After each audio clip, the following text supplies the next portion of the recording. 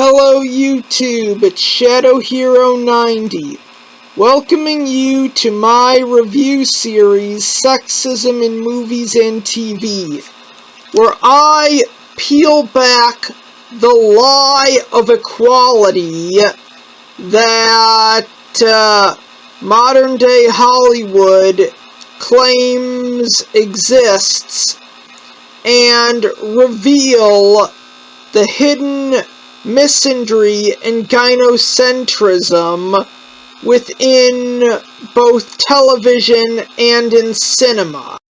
You know, the entertainment industry has really been against men, and it's the kind of thing, as of late, that has been very relevant. As in, I've kind of been bashing Hollywood for things that people are now just criticizing certain franchises for. I've even spoken to some fans directly who actually have ended up admitting that I was right about certain characters being horrid and awful. And those are just some of the reasons as to why I do this show and why this series is a good thing. Another reason as to why I do this series is the fact that there are no good role models for young men and little boys on American TV. They have all vanished. The terrible role models, yeah, they're there in spades. But the good role models, not so much. They're either being taken off the air, restricted to anime, or moved to Adult Swim. Where, on the other hand, the amount of good role models for girls is also lagging when it comes to American TV, while our good role models for girls, they, for the most part, are restricted to anime. While on the other hand, there's no shortage of bad role models for girls. Truth be told, I would not be surprised if a lot of the people who write this garbage actually want young girls to grow up to be complete assholes, because they are given no good role models. I know a lot of these clowns say it's in the name of progress, and with the example being set by a lot of these characters, little girls in the real world are going to progress in the area of being toxic bitches.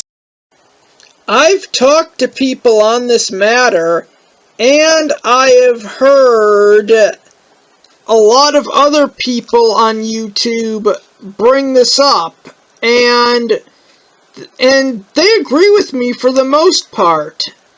So, those are actually two really good reasons as to why I do this show. And why, when it comes to television, more specifically American television. We need a men's rights revolution. In this episode, I'm going to be ripping apart the episode of Smug Monkey Ruins Everything, titled Adam Ruins a Sitcom. It starts with a fake sitcom called One of Each, about a couple and their two adopted sons. It exists so the smug monkey can ruin it.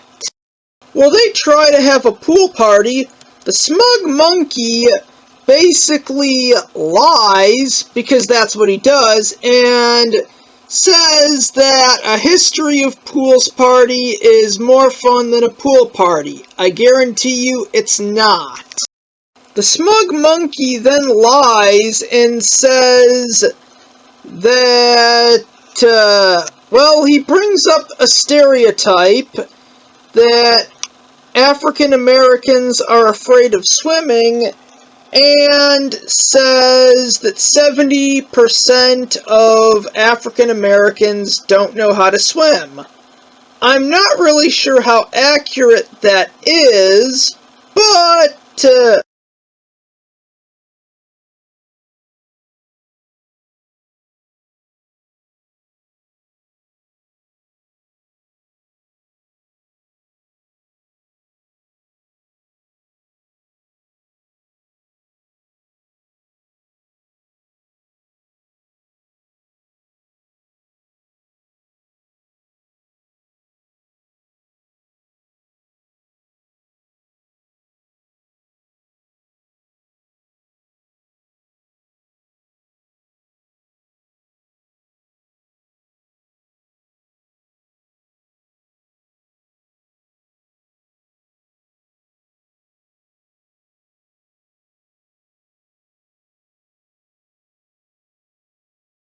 if it came before this episode, it's clearly sexism.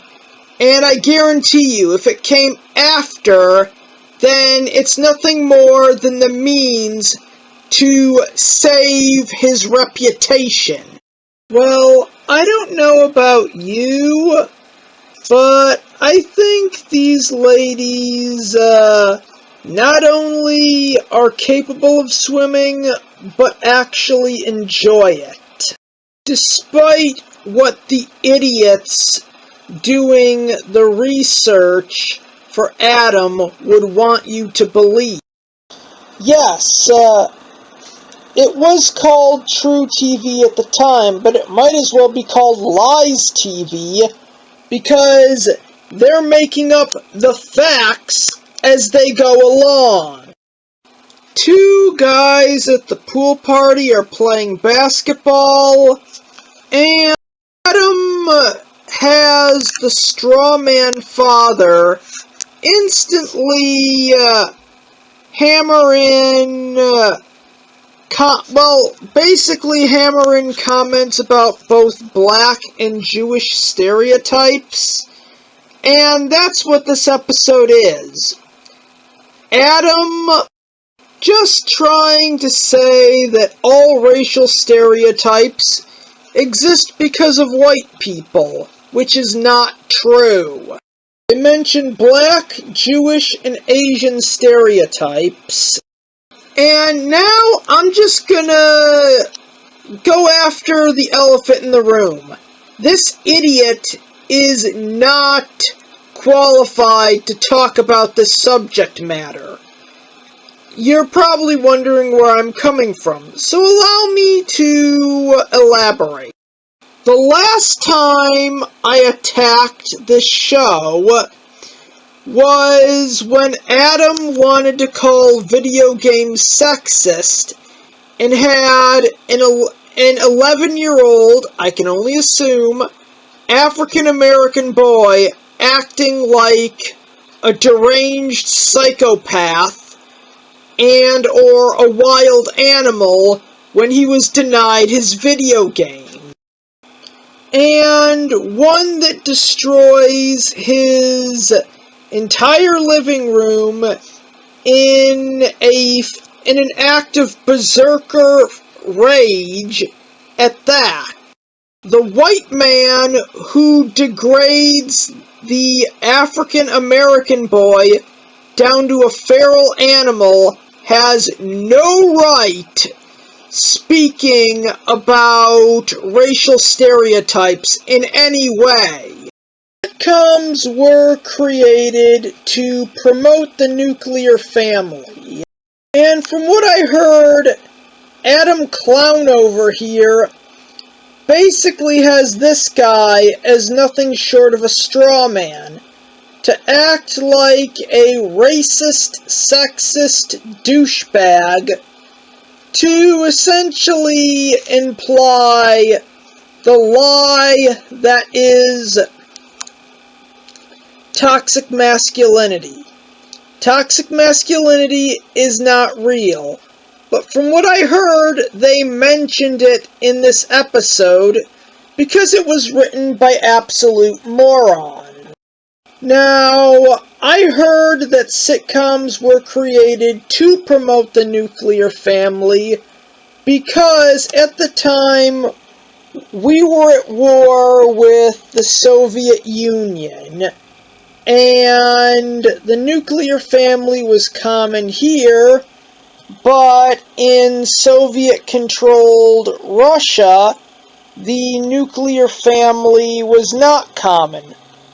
It was more common to have both parents working, where the state would be the one to raise the kids. That's what I heard. Don't take my words as fact. Feel free to do your own research. Let's be told, Matt Goring and Adam Conover do have a lot in common. I have torn into his work quite a lot in sexism in movies and TV. In fact, in the 58th episode of this series, I directly deconstructed all 3 cartoons he made and went through a lot of the many things wrong with them and made it pretty clear that this guy hates men, and I'm pretty sure he doesn't even like being a man. But in terms of feminist points of view, he has a lot in common with Adam Conover, especially when it comes to their views on sitcoms and the nuclear family. They don't really hold either of which in high regard, despite what they would tell you. They both hate the fact that alpha males exist, and they are very much anti-capitalist. I mean, in the first 8 seasons of The Simpsons, Mr. Burns was portrayed as essentially the devil for being a capitalist. And Adam here had an episode of his show where it was just him bashing capitalism for 15 minutes straight. And as a writer myself, I know that you can tell a lot about a person based off what they put into their creative work. And this is the point where you're thinking, well, he didn't write those episodes personally. True TV did. He was just their idiot puppet. Well, my response to that is, he could have said no. He could have quit. He could have ended Adam Ruins Everything and didn't have to bash capitalism. He didn't have to go after alpha males or the nuclear family. He could have said no. But the fact that he did actually shows his true colors. Regardless of whether or not Adam wrote those episodes, it can be easy to assume that he agrees with them, or at least the deranged stances that they took. Matt Groening has been very vocal about how his work reflects his political views. They're insane and they're all wrong, but they are his wrong and insane political views. Now, earlier I mentioned how you can tell a lot about a creative person by what they put in their work. Truth is, you'd probably wonder, where does this hatred towards sitcoms and the nuclear family come from with people like Adam and Matt?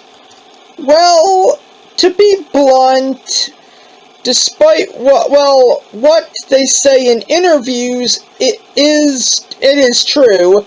On a subconscious level, there is also hate.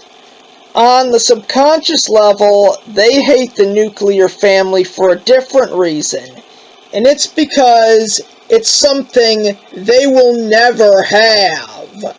Pretty sure they grew up with mothers who told them that they just have to wait and find that one girl who will want to marry them, who will recognize their intelligence and their great sense of humor, and blah blah blah. It's kind of obvious that the mother was just saying this, basically so these losers don't feel bad, because the woman she was describing, the woman who would be the feminist dream girl for Matt Groening or Adam Conover, is a fairy tale. She doesn't exist. She's not real. And even if she does, the relationship would be built around whether or not he can get her a role on one of these shows. I.e., it's basically nothing but a casting couch situation. And thanks to #MeToo, it's a relationship that will fall apart the minute that the woman finds out that she is not going to get a Hollywood gig out of this. Adam and Matt would then be dumped if this were to ever happen.